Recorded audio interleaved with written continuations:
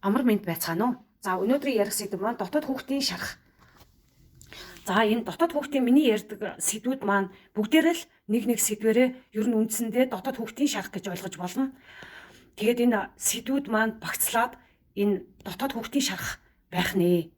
Тийм учраас өөрийгөө ер нь ямар нэг зүйл дээр буруу шийдвэр гаргах, буруу бодол төрөх, буруу үйлдэлүүд хийх энэ бодлууд маань, энэ үйлдэлүүд маань бүгд дотоод хүүхдтэй холбогддог байх нэ. Хүн бүхэнд дотоод хүүхэд гэж байгаа, дотоод сүнс гэж байгаа. Тэрийг сэрээж чадаад бясалгал хийж өөртөө гүн гүнзгий харилцаа үүсгэснээрээ дотоод хүүхдийн шарах маань эдгэрдэг байх нэ. Миний хувьд ч ялгаагүй би энэ бүхий л ганц авсан ярьсан контентууд маань надад тохиолдож ирсэн. Бүгдээрээ л энэ бүгдийг би ангаах гэж олон жил ингэж явжээ. Тэгээд энэ эцэст нь энэ сэдвүүд маань дотоод хүүхдийн шарах болж нэг багц болж ин л та. Тэгэхээр хүний энэ дотоод сэтгэл зүй, дотоод хүүхэд гэдэг маань бидний алхам бүрт бидэнтэй цуг байдаг бахан.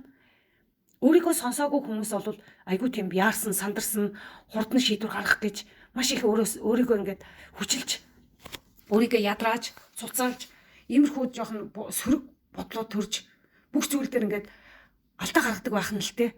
Тэгэхээр тэхгүй тулд гоё өөрийгөө амар амгалан байлгаж өөрийгөө сонсох нь хамгийн нэгдүгээр чухал байх нэ. Тэгж чадсанараа цаашдаа өөртөө нэгдэж чадсанараа ер нь альваа нэг ямар нэг зүйл дээр буруу шийдвэр гаргахаасаа алхамаар багаар ингээ багсдаг байх нь.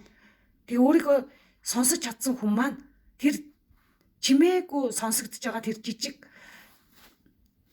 өөрт сонсогдож байгаа тэр дотоод чимээг сонсснороо хамгийн зөв шийдвэр сонсож чадах нь байх нэ. Чадхаар байх нэ.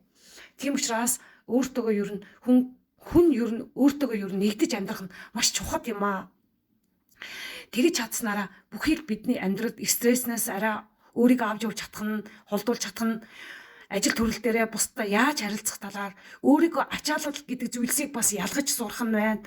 Ер нь альва ямар нэг зүйл дээр дотоодыгоо маш их тэргүүл сонсож тэр шархаа эдгэж ангаах нь чухал байх нь хайр дурлалын харилцаан дээр ч гэсэн те. Шин хайр дурлалын харилцаан дээр бас ингээд хуучныхаа эксийг санагал заад мартаж чадаагүй тийм үеуд бас байдгаа. Тийм үеүдээ дотоод хүүхдээ ангааж чадсанараа юмсыг арай өөрөөр арай гэгээлгээр ингээд бодож чадсанаар тэр сайн сайхан зүйлс нь ирэх магадлал нь маш өндөр байх нэ. Сайхан хүнтэй уулзарч сайхан хань ижилтэй болох нь эрэгтэй ч бай, эмэгтэй ч бай. Тэгэхээр энэ дотоод хүүхдийн шарах гэдэг маань маш чухал сэдв байна. Тэгээд өөрийгөө л ямар нэг шийдвэр гаргахад өөртөөгөө л нэгдэж байж чадах юм бол тэр өвдөж байгаа тэр шарах дээрээ нүүр тулж байж чадах юм бол тэр дотоод хүүхэд маань ангаагдаж, эдгээгдэж цаашдаа асуудал гарлаа гэхэд тэр асуудал орж ирсэн ч ангааж чадсан болохоор тэр нь хүчгүй байдаг бахан. Тэгэхээр энэ дотоод хүүхдтэйгээ өөрийгөө сайн сонсох хэрэгтэй, дотоод хүүхдээ инэрч хайрлах хэрэгтэй.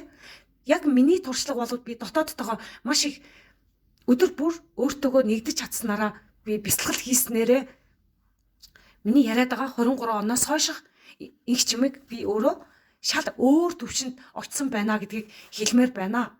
За би эдгэж чадсан юм чинь бусад хүмүүст ч гэсэн боломж болцсон байгаа.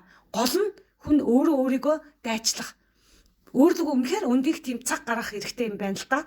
Цаг гаргаж өөртөөгөө төвлөрөх тийм цаг хугацаа маш их чухал байдаг.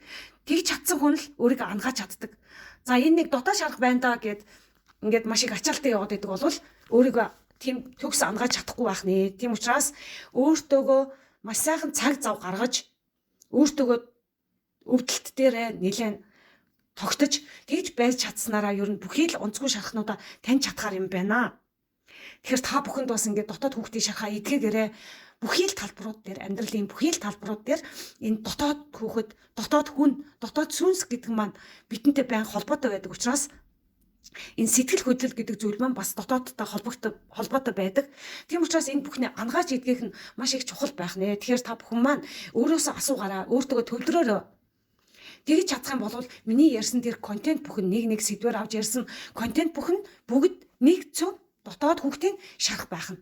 Би бол ингээ хар багаасаа өөрийгөө маш их дарж, өөрийгөө маш их шархлуулж явсан мэдэхгүйгээсээ болж өөрийгөө ингэж шархлуулж, блоклж өөрийнхөө чадварыг ингэж дарж нууж байсан юм байна гэдгийг одоо би бясалгал хийснээсээ хойш маш их таньж ойлгоод өөртөө одоо би эвлэлтэнд нэгдээд би яг ийм сэтгэл өвтгсөн зүйл гарвал яг юун дээр болоод ингээд өөртөөгөө ингээд дотор руугаа гүн рүүгээ ингэж орж өөрийгөө анзаарах нь маш их чухал юм байна. Тэгж чадсанараа тэр дотоод хүүхдтэйгээ шаналл, зовлон тэр болохгүй байгаа зүйлсүүдийг таних толны тусгал мэт ингээд таньж ойлгож чадах тийм чадвартай болох нэ.